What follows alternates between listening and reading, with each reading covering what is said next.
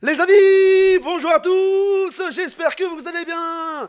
C'est les débriefs de Monsieur Abbé. Et aujourd'hui, on se retrouve pour le débriefing entre la Côte d'Ivoire et le Nigeria en Coupe d'Afrique des Nations en Côte d'Ivoire. Vous êtes prêts alors? Bah c'est parti les amis. Mais avant de commencer la vidéo, n'hésitez pas à vous abonner à la chaîne, activer la cloche de notification pour ne rater aucun débrief, aucun live, aucune vidéo. Ça fait plaisir. Et mettez le petit pouce de l'ami pour ce match complètement fou. Mais vous l'avez vu, les amis, le Nigeria qui crée l'exploit en battant le pays hôte de cette compétition, les amis. Oh là là, j'étais sous le choc, les amis. Oh là là, c'est n'importe quoi. Oh là là, qu'est-ce que c'est ouf. Et oui, je vous dis, la Coupe d'Afrique des Nations nous donne tellement de surprises. Oh là là là là, oh là là. Oh là là, quel match complètement fou. Le pays hôte qui s'incline pour son deuxième match dans ce groupe A, les amis. Le Nigeria qui se relève en battant le pays de la Côte d'Ivoire, qui a eu du mal. Je vous dis déjà, c'était complètement fou. Quand j'ai vu ce match, quand je voyais que le Nigeria menait 1-0, je vous dis déjà, c'était complètement fou. Quand le Nigeria marquait ce but, c'était complètement fou. Je vous dis déjà, le Nigeria qui se relève.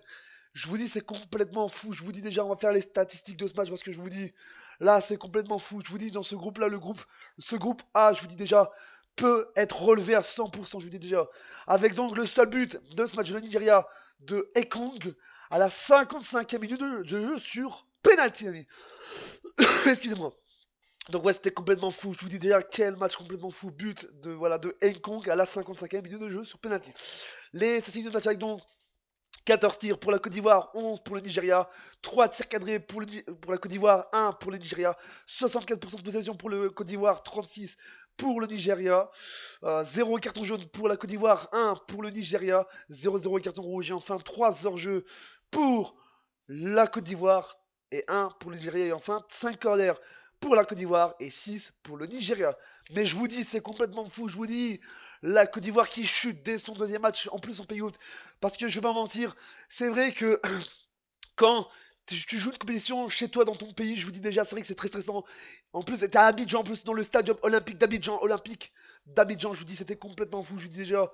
En plus, jouer chez soi en tant que pays hôte et organiser ça, c'est très frustrant de perdre son match, son deuxième match, et surtout un match chez vous, parce qu'il y a la pression des supporters, la pression des joueurs, je vous dis, il faut toujours gagner chez soi, c'est très dur.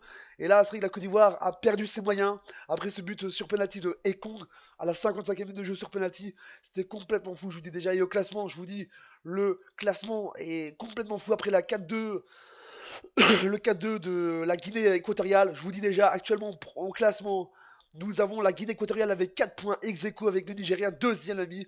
Mais comme la Guinée équatoriale a marqué plus de buts, ils sont premiers. Et le Nigeria est troisième avec donc 3 points.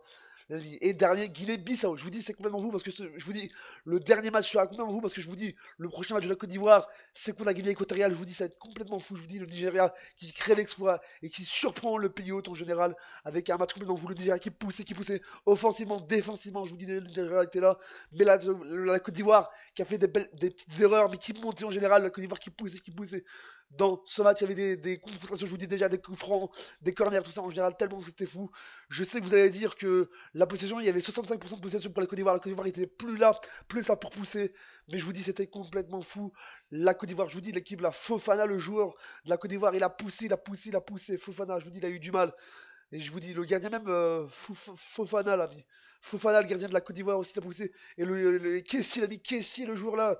Kessie, l'ami, l'ancien joueur de la Milan, je vous dis, il a poussé, je vous dis, il a fait un truc là. Mais du côté, voilà, Chokweze, l'ami Chokweze, l'ami, le joueur nigérien, je vous dis, c'était complètement dingue, je vous dis déjà.